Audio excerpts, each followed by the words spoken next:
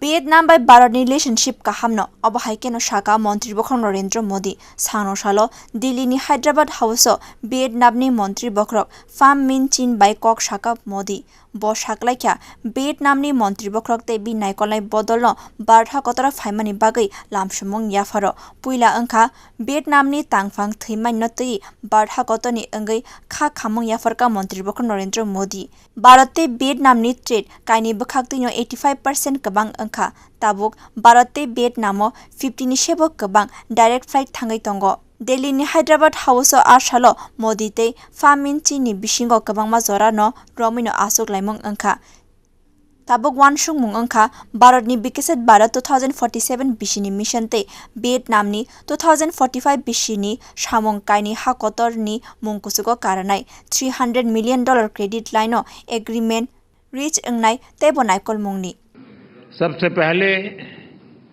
मैं समस्त भारतीयों की ओर से जनरल सेक्रेटरी न्युएन फू चौंग के निधन पर गहरी संवेदनाएं व्यक्त करता हूं। वे भारत के अच्छे मित्र थे और उनके नेतृत्व में भारत और वियतनाम संबंधों को स्ट्रैटेजिक दिशा भी मिली थी।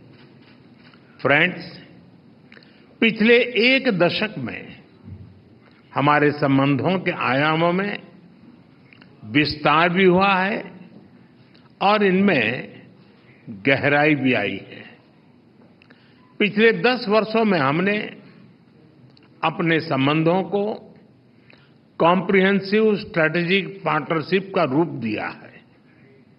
हमारे द्विपक्षीय व्यापार में 85% से अधिक बढ़ोतरी हुई है। एनर्जी, टेक्नोलॉजी एवं डेवलपमेंट पार्टनरशिप में आपसी सहयोग में विस्तार हुआ है।